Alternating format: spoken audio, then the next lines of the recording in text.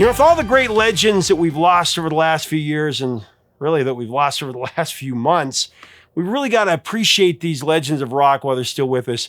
Coming up is one of those, an interview that frankly I'm really lucky to have gotten. He's one of the greatest singers ever, and he's influenced so many phenomenal singers who followed in the 70s and 80s after him, including Robert Plant and Jim Morrison and David Bowie, Tom Petty, Bob Seger, John Mellencamp, Bruce Springsteen. The list goes on and on and on. The emotional weight of his words and his voice led to some of the greatest songs of the rock era for sure, including the song that he changed the lyrics to without the songwriter's permission. And he and his wife, people who wrote the song, a couple, they were livid. And they even confronted him when they happened to bump into each other out in public. But after it became a smash and a classic, they forgave him. He's got a great story. Plus, one of the oldest songs ever, and he turned it into a #1 hit and invented a whole new genre. He overtook the Beatles with it. It's Eric Burdon of the Animals and his personal stories behind the classic hits We Gotta Get Out of This Place, House of the Rising Sun, It's My Life, and Don't Let Me Be Misunderstood. Relive the 60s through his eyes. Coming up next, a true legend. Let's do it. I first heard Rising Sun in many of the local folk clubs in Britain. And all the guitar players that I knew, they loved to play that opus at the front end.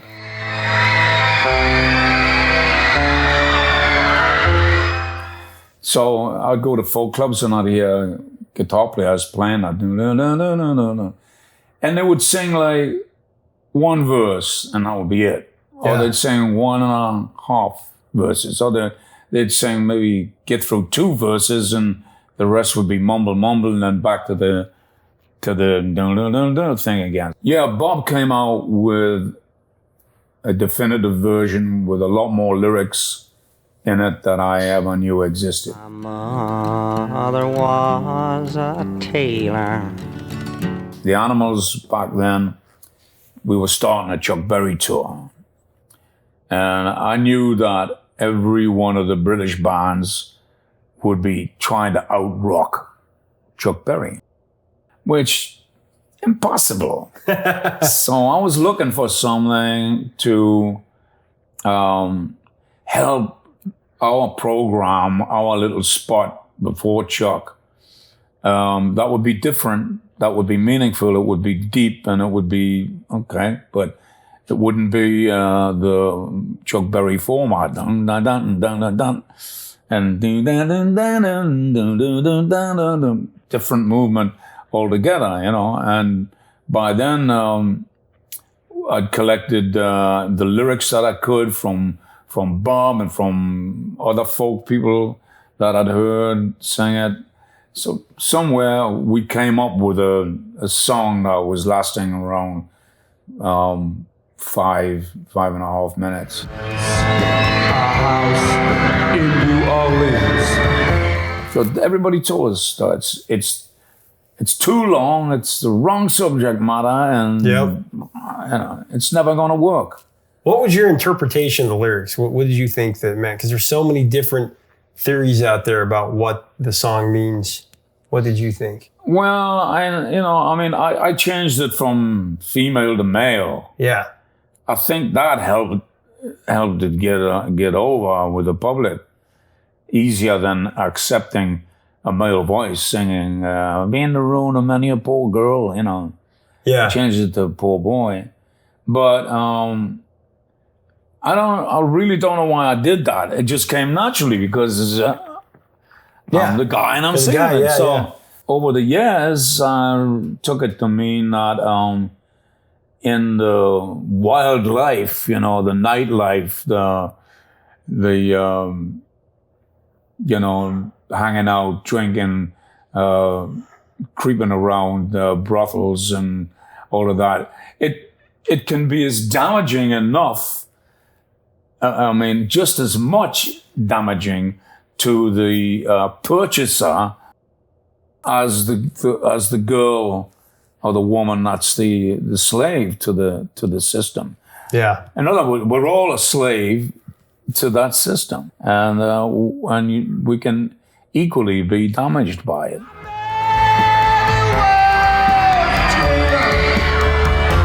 The first, and that was also as a #1 hit, it was the first British song not connected to the Beatles and the British invasion to go to number one? Well, I was reading a book yesterday, and it claims that Pink Floyd, I think it was, knocked the Beatles off the top of the charts, but it was the Animals.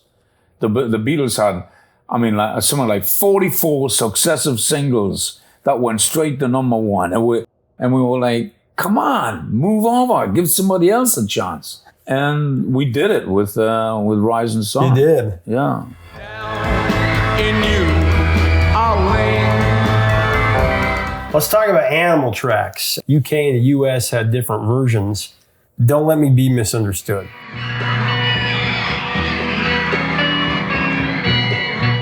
Mickey Most, our producer, was getting singles sent from artists and publishing houses. And amongst the many songs that he presented to us, this one it was Nina Simone. It was like the first time I'd heard Nina, and I was like, wow, this is great. Please don't let me be misunderstood. We're never gonna be able to get near where she was coming from, because all white guys speed up. Yeah. They all play too fast. And I was trying to get the band to toe the line, and but Nina's is like, baby, do you understand me now? And it's like, dum, gum, gum, gum, gum, gum. Fantastic percussion and all that. And I was like, and I was like, oh no. And I'm still trying to reach that space with the bands that I have today. But the audiences have gotten used to our version. All these early songs we're talking about, they've now become anthems. I find myself alone regretting some foolish. The great thing is all of the audiences, they know all the lyrics. Oh yeah. And I can just have the audience sing for me. Yeah. I love it, and it's a lot of fun. Yeah. Well, with the sped up tempo and the starting it off with the electric guitar and the doubled riff with the organ, and I love you guys' version now. Please don't let me be misunderstood. It inspired, Bruce Springsteen talks about that song inspired the beginning of Badlands, his song Badlands. Yeah.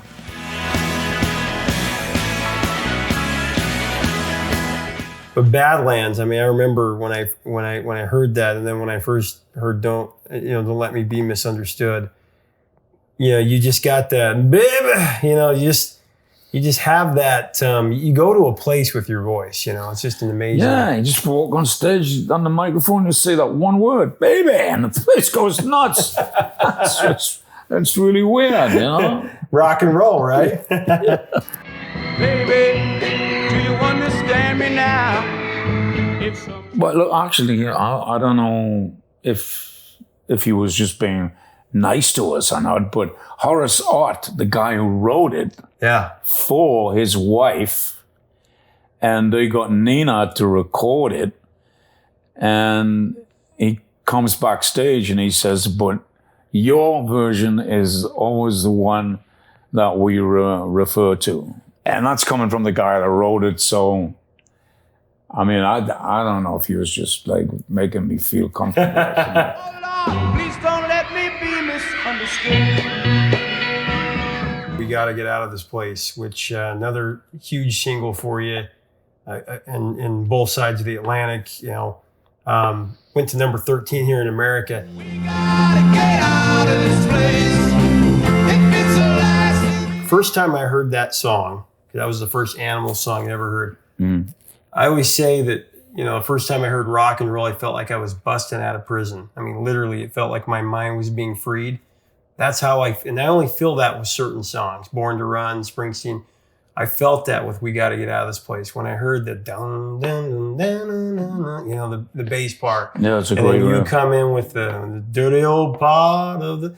it spoke to me in a way that it made sense. In this dirty old part of the city, was like the pop music that you would hear in the 80s when I was growing up, the top 40 stuff. It was dance stuff, and there was good stuff on there. But this was a song that went deep. It wasn't a surface song. Yeah. It made sense to me. I watched my dad working so hard. You know, he was a painting contractor, working all hours of the day, 6, sometimes 7 days a week, and thinking, I don't want to do that. I respect my dad. I love my dad, but I got to bust out of this small town, and I want to do something. And that song, like, unlocked that for me. Well, when I think back in retrospect, I'm writing at the moment about my youth in my hometown, and it was pretty bad environment, to say the least. I mean, it was, but as a kid, you don't care. You don't see it as a kid. You go back and visit it, and you'll see it and feel it, Sun refused to shine, yeah. People tell me there ain't. I was sitting in the Beverly Hills doctor's office one day, and there was this lady sitting next to me, and I think she was pregnant, and she was in the office to get checked up, and she turned around to me and she said, Eric Burdon on? Yeah, and I said, yeah. She said, my husband and I, we hated what you did with our song. I said, I'm terribly sorry. And she got up and she walked towards because they called her into the office. She turned around and she said, but we got used to it. I said, yeah, I'll bet you did. So, Cynthia Weil, right? Yeah, it's Cynthia. Yeah. Well, what they told me when we interviewed him is that when they heard it, though, they were like, I'm okay with the changes he made in the lyrics, because there were changes that were made in the lyrics. You made it your own, and they said it made sense. The song and the changes in it and what inspired me to record it and hope that it would get the message across, the working class ethic across in a way. It's that it always reminded me of my grandfather, who was artillery in World War I, totally deafened because of the war. And then he was a miner working in the pits in 5-foot seams, which meant the water would be up to your waist almost, And then my father, it was a different set of sad rules in his life, because he was a lifelong asthmatic, but it didn't make any difference what condition he was in. If he had to go to work, he would go to work. And I saw him in such bad condition. I saw him going downstairs from where we lived, going downstairs backwards. He couldn't go downstairs normally, front way. He was totally out of breath, totally strangled by asthma. And I inherited it from him, as luck would have it. So I wasn't really conscious of what I was doing, changing lyrics and everything. It just came out that way. And I've often wondered whether, in the long run, since I've got to live to be 70 years of age, that asthma ultimately was a help to me, not a hindrance. Maybe it helped me, because there was a lot of downsides to it. There was I couldn't play football. I couldn't climb a mountain. I couldn't do this. I couldn't do that. And I wanted to do all of that. I loved swimming and everything. But it turned my life in a direction to do things that I was able to do, like ride a motorcycle. And I was riding motorcycles up and down stairs, and back down again.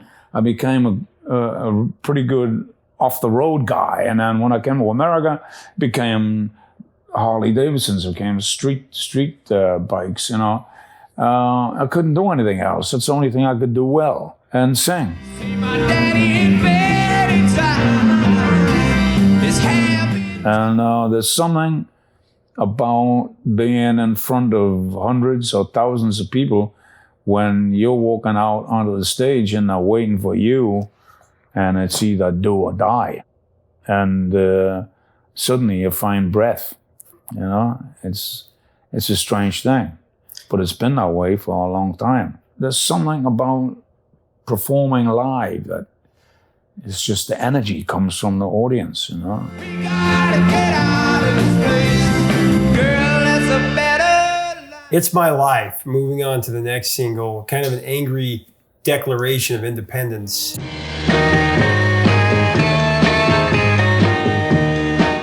That just became, it was a natural anthem for me at the age of 18, 19, 20, you know. What I see,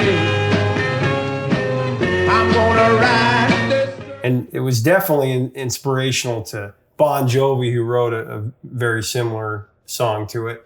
Billy Joel wrote My Life, which, you know, was really, so, you know, so it was definitely. It's a direct message to individuals, you know. It's your life, you know. You can do what you want with it, you know. I mean, there's such a thing as karma that you got to deal with, you know.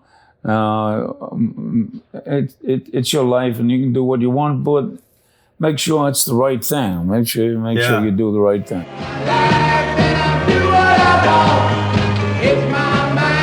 Those songs really kind of ushered in that new role of rock and roll more as a vehicle for really for common perception and a force for social consciousness, you know. Yeah. Because rock and roll before that, very innocent, you know, Buddy Holly, Chuck Berry, Elvis Presley were singing about cars and girls and cruising, that kind of thing. Yeah. You guys, the Beatles, the Beach Boys, the Byrds, Bob Dylan, you were talking about something, you know, just a little, you took it a step further. I'm breaking loose, holding me down. Yeah, in a way, it became spiritual in a way. We realized that the toys were cool. Yeah. And not the Bay Bitch was something to pursue and sing about and, you know, worship at their feet and I love you, baby, and baby, and all of that. But there is a lot more to life than that. And it has to begin, as the boss says, in the darkness, on the edge of town. You know, that's where it begins. Yeah. There's a darkness on the edge of town. It's my life. You can't tell me, baby. 1966 was a huge pivotal year for music. I mean, I think within a 6-month period, this album came out, Pet Sounds came out, Revolver came out. You know, Lamont Dozier, Holland did I'll Be There with the Four Tops. You know, Bob Dylan did Blonde on Blonde. I mean, so much happening. Birds, you know. What did you think in that time? Did you feel like something really special was going on, or did you recognize it at the time? Oh, yeah. I mean, a year later, in 67, Monterey proved it all. You know? I mean, to me, the Monterey Pop Festival, it wasn't a music festival. It was a religious gathering of the new tribes, you know, and everybody that should have been there were there, you know. And it was magic. That was a magic event. I'll never forget standing in the rain, like three rows from the front. I was standing, and Otis Redding was on stage, and it just started to rain. And nobody cared about the rain. So what? It's raining, you know, it was beautiful. It felt good. And it was almost like a baptism, you know? There was this very beautiful girl standing next to me. And she gave me a rose. a pink rose, and I ate it. Those were the times. I just went, thanks, you're really cool. I think she was an English movie star. I can't remember who it was. Yeah. But, the whole feeling of that weekend was just tremendous. I mean, when you saw the police Harleys draped in flowers. Even the police. Yeah, even the police blew with us. To the music, yeah. No more will my gray seagull turn a deeper blue. You were never going to see that again in America. No way. No. And that was the one time that Music healed all. it was great. Yeah. It was great. Hey, leave us a comment about Eric Burdon, such a classic singer, and make sure to subscribe below so that you can be part of our community. Till next time, 3 chords and the truth, my friends.